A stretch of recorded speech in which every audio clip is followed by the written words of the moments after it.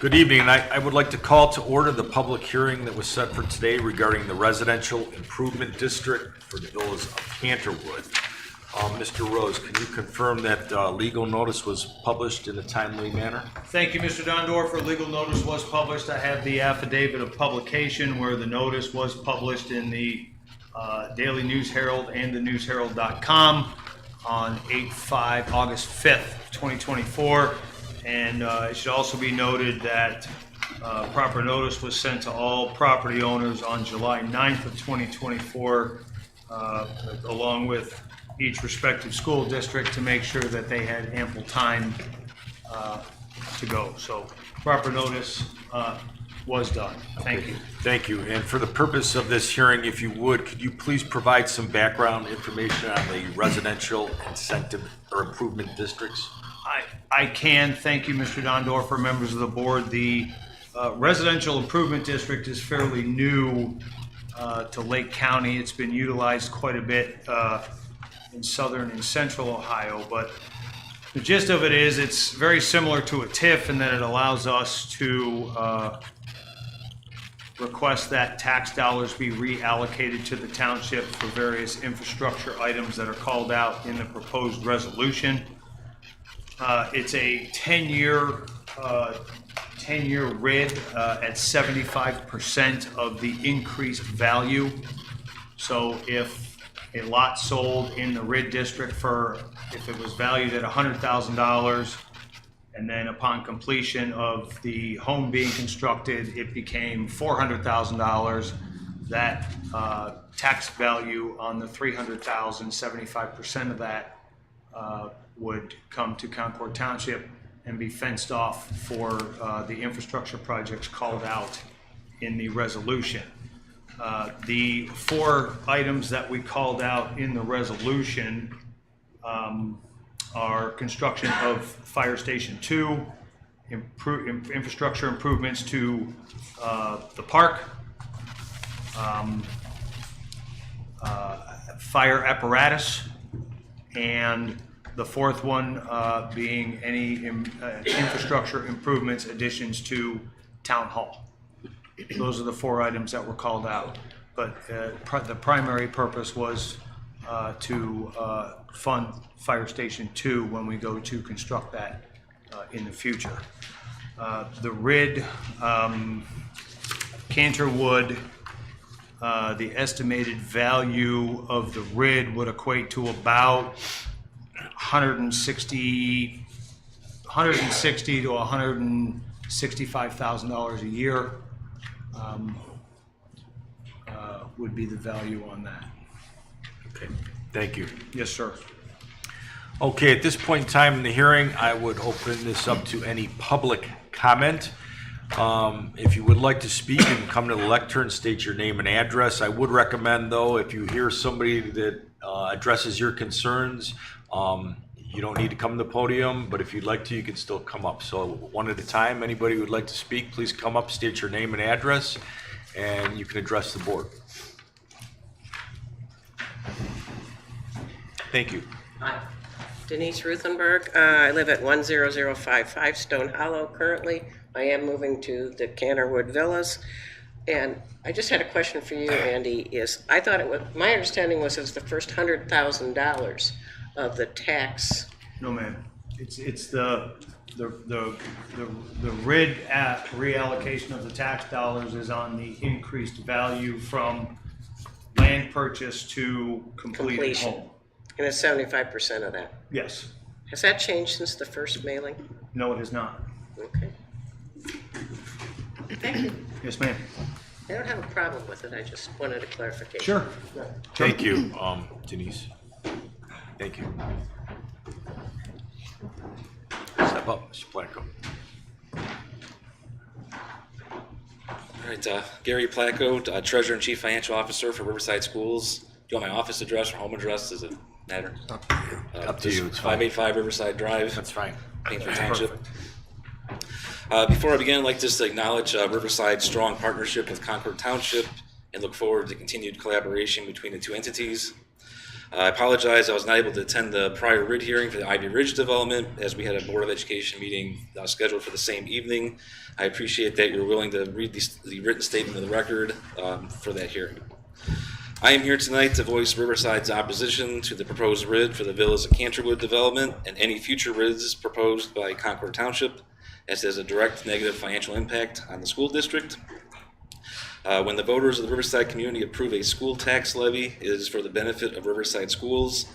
Implementing a RID redirects 75% of the growth in property tax revenue from new construction from Riverside to Concord Township. Based on our calculations, assuming the Villas of Canterwood is fully developed, Riverside would lose approximately $85,000 annually from this development. This is in addition to a loss of approximately $320,000 annually from the Ivy Ridge RID that was approved back in July. While this is less than 1% of Riverside's annual operating budget, this is real money that can be used for classroom teachers, school safety officers, and capital improvements. Riverside is now deficit spending, as its last operating levy was approved 7 years ago in 2017. While expenses continue to rise due to inflation, revenue tends to remain relatively flat, forcing school districts to return to the ballot for additional operating funds. You guys experienced similar scenarios. It'd be clear Riverside's still a few years out before placing an operating levy on the ballot. However, this deferral of tax revenue growth will ultimately force Riverside to return to the ballot sooner. This would affect all taxpayers within the Riverside Local School District, including the Village of Grand River, Painesville Township, Leroy Township, a portion of Painesville City, and a small portion of Chardon. Riverside kindly requests that Concord Township postpone consideration of this RID and any future RIDs and explore other options that do not have an adverse financial impact on the school district. Riverside appreciates your time and attention to this matter. Thank you. Thank you, Mr. Placco. Anyone else in the audience? Yeah, ma'am, step up, please. Thank you. Sure. My name is Chris Brill Packard. I live at 11919 Concord Hamden Road. I just kind of wanted to go on the record that I do oppose this from the standpoint that, from a historical perspective, we passed levies for the fire. We didn't pass levies for the fire. Initially, when they were going for the fire department for the new buildings, the prior board had a proposal that was a lot of money, and people turned it down. And then it came back that we found out that really the design of the building, 1/3 of it was really only needed to be under code for living quarters, and the rest was just storage of equipment, which made that redesign much cheaper than what had initially been proposed. So a little bit of the voting members of residents probably lost a little faith, I did, in my board to really look at the details before they put a proposal out that easily was changed and modified and came in at a much lower dollar. So now we're here, and the schools did their part by, renovating their schools, building, going through the budget process, and they've did a great job educating the voters that they needed those levies for those dollars, and we voted to support it. Now, just because there's a loophole, I call it a loophole, in the Ohio Revised Code that allows the trustees to do this, doesn't give me the feeling that it's really the right thing to do. It's still diverting dollars that the voters voted for. And you're looking at a 10-year picture. And that 10 years, you can't really predict how many kids will move into those developments, because over time, we've seen grandparents, aunts, uncles raising extended family members, bringing those kids into all kinds of different communities just because that's where they live.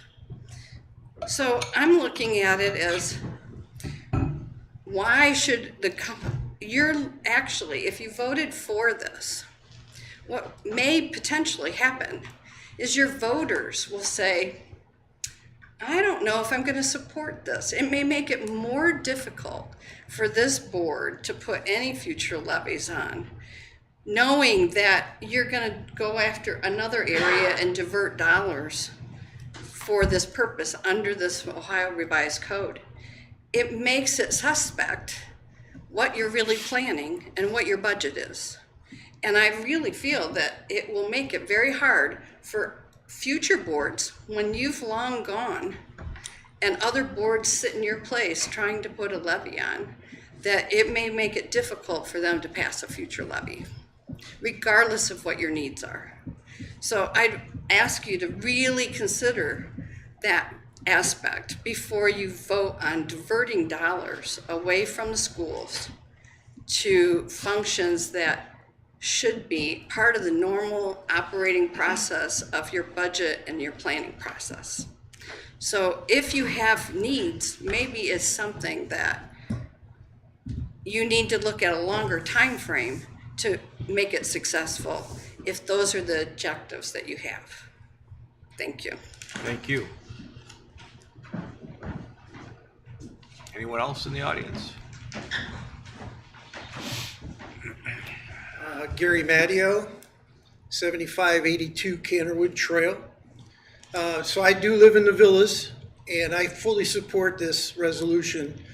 I know the school board is looking at lost income, but they're also getting additional income of that 25% that's still going to the schools with no additional burden to the school district.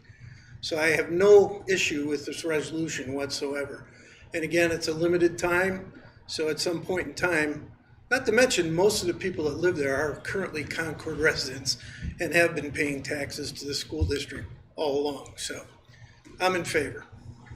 Thank you. Anyone else in the audience? Okay, Mr. Rose, have we received any correspondence regarding the matter? And if so, will you read it into the record, please? We have, Mr. Dondorfer, we received correspondence, I'm sorry. We did receive correspondence that was addressed to the Concord Township trustees.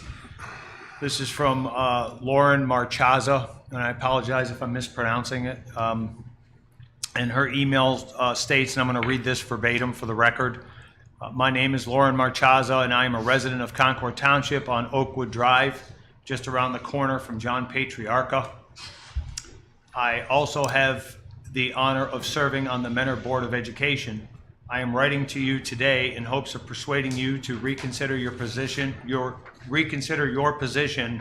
on the proposed RID for the Canterwood development on Hoos Road in favor of an arrangement that is more mutually beneficial and friendly toward the Mentor School District and taxpayers. I write this as a resident of the township who has consistently voted in favor of fire and safety levies, because I understand how important it is to support our community's emergency services. Simply put, the proposed RID, 75% over 10 years, would result in a $1.3 million loss in revenue for the Mentor Exempted Village School District, which roughly equates to 1 or 2 teachers who could be making a difference in classrooms that are already overfilled with students. And while it is true that the yearly impact on us would be about 0.12%, that adds up when we are experiencing no growth in our revenue to begin with. Any loss of revenue has an adverse impact and only gets worse when inflation increases. And while it's also true that 50% of taxpayers' property taxes support the school district, Mentor is the third lowest taxing school district and one of the top performing districts in the county. This is because we prioritize academic success and fiscal responsibility. Our community has come to expect this high level of ROI on their tax dollars. Please understand that we can relate to the need for finding new opportunities for revenue. As a public school district, we know what it's like to face budgetary challenges that force us to cut costs. We have worked hard to run as efficiently as possible by reducing staffing with enrollment, because we too are experiencing similar revenue and expense realities. The fact is that Mentor voters have approved millage for the Mentor Exempted village school district, and that is what they expect. They did not expect to have support. They did not expect to have to support emergency services in Concord Township. While we recognize that the township has a legal right to appropriate Mentor taxpayers' money that was intended for Mentor schools, we know that Mentor voters will feel that they are being forced to cover the lost revenue that we would otherwise had. That we would have otherwise had. I apologize. In other words, the Mentor voters who do not live in Concord will feel that they are subsidizing a township in which they do not live and for which they will see no benefit. We're hopeful that you'll consider a different arrangement that could benefit all involved, Mentor taxpayers, the school district, and the township. Sincerely, Lauren Marchaza, member, Mentor Board of Education. That concludes your email, sir. Thank you. Any discussion? Will we vote? Okay. All right, at this point in time, I will recommend to close the public hearing. And we need a roll call vote for that, Mr. Rose? No, Or- you're just no, going to just close close the it. Oh, public just close it. hearing, and Okay. then we'll pick it back up at the regular trustee meeting in Okay. a few minutes, sir. All right. And then we'll have discussion on it, Yeah. on the record then? Okay. Do you close? Okay, we'll close the public hearing. Thank you, sir. And we have what?